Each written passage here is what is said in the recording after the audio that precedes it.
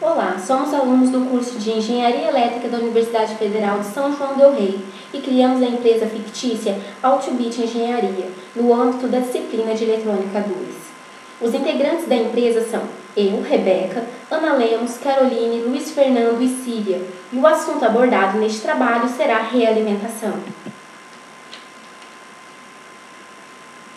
O nosso trabalho foi esquematizado de acordo com os seguintes tópicos: introdução, a estrutura geral da realimentação, algumas propriedades da realimentação negativa, as 4 topologias básicas da realimentação, determinação direta do ganho de malha, estabilidade ou instabilidade e bibliografia.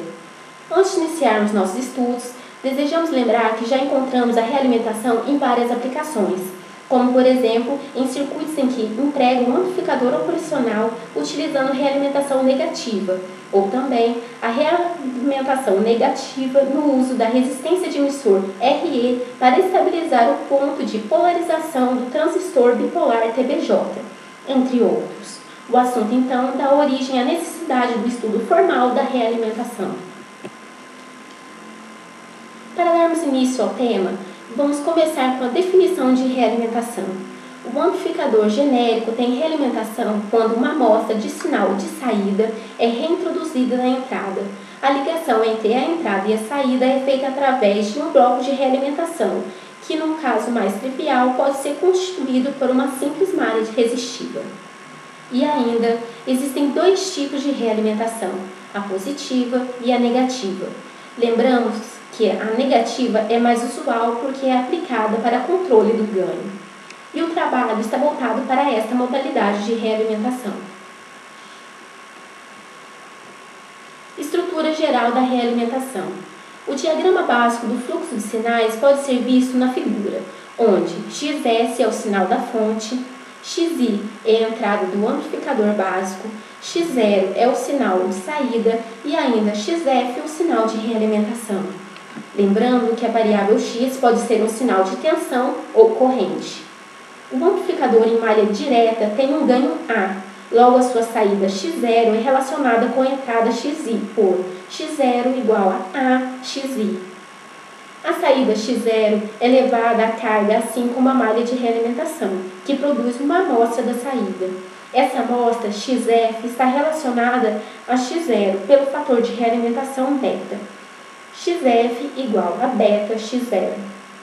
O sinal de realimentação XF é subtraído do sinal da fonte XS, que é a entrada para o amplificador realimentado completo, e produz o sinal XI, que é a entrada do amplificador básico.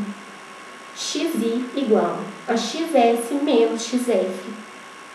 Observamos aqui que é essa subtração que torna a realimentação negativa. Essencialmente, a realimentação negativa reduz o sinal que aparece na entrada do amplificador básico. O ganho de malha aberta é dado por A beta. O ganho de malha fechada pode ser obtido por AF igual a dividido por 1 mais A beta.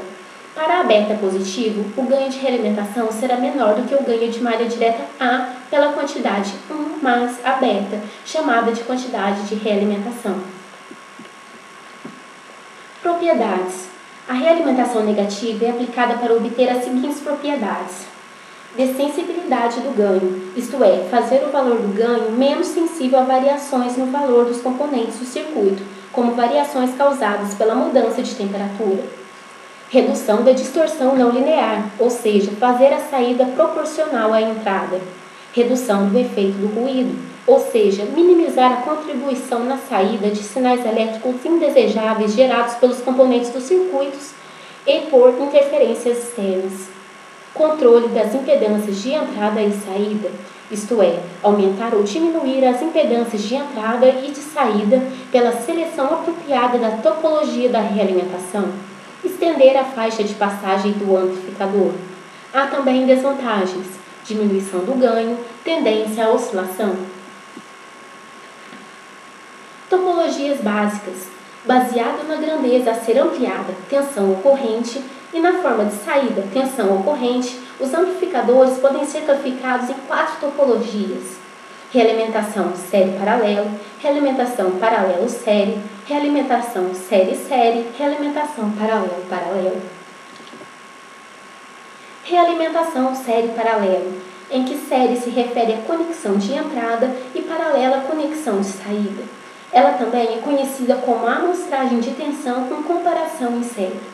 Essa topologia é adequada para amplificador de tensão e com ela se consegue estabilizar o ganho, aumentar a resistência de entrada, resultado da conexão em série, e diminuir a resistência de saída, resultado da conexão em paralelo na saída.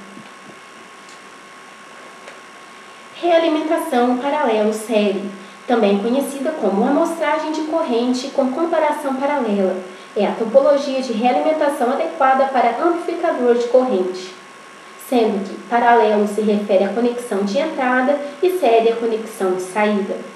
Essa topologia não só estabiliza o ganho de corrente, mas resulta também em uma resistência de entrada menor e a resistência de saída maior, que são propriedades desejáveis para um amplificador de corrente. Realimentação série-série. Essa configuração também é conhecida como amostragem de corrente com comparação em série. Ela é adequada para amplificadores de transcondutância, em que o sinal de entrada é tensão e a saída é corrente. A realimentação em série com a entrada aumenta a impedância de entrada e a amostra de corrente em série com a saída aumenta a impedância de saída. Realimentação paralelo-paralelo, também conhecido como amostragem de tensão com comparação paralela.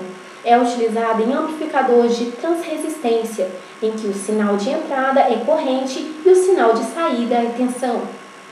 Realimentação em paralelo com a entrada reduz impedância de entrada e a amostra de tensão em paralelo com a saída reduz a impedância de saída. Determinação direta do ganho de malha. O ganho de malha aberta é um valor muito importante que caracteriza a realimentação da malha. Descreveremos agora um modo alternativo para a determinação do ganho de malha. Primeiro, zerar a fonte de entrada.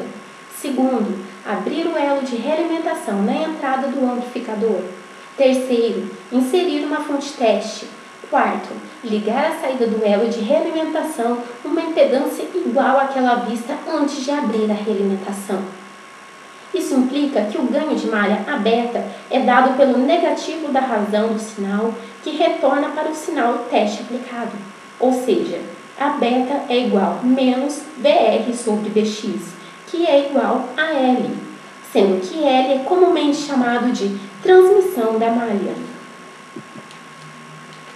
Estabilidade ou instabilidade é determinada pelo modo pelo qual o ganho de malha aberta varia com a frequência. O amplificador será estável se, na frequência cujo módulo de aberta for igual a 1, o ângulo de fase for menor que 180 graus. A estabilidade do amplificador com realimentação pode ser analisada pela construção das curvas de Bode. O nosso trabalho termina aqui, e o conteúdo do mesmo foi baseado no capítulo 8 do livro de Microeletrônica do Cedra, 4ª edição.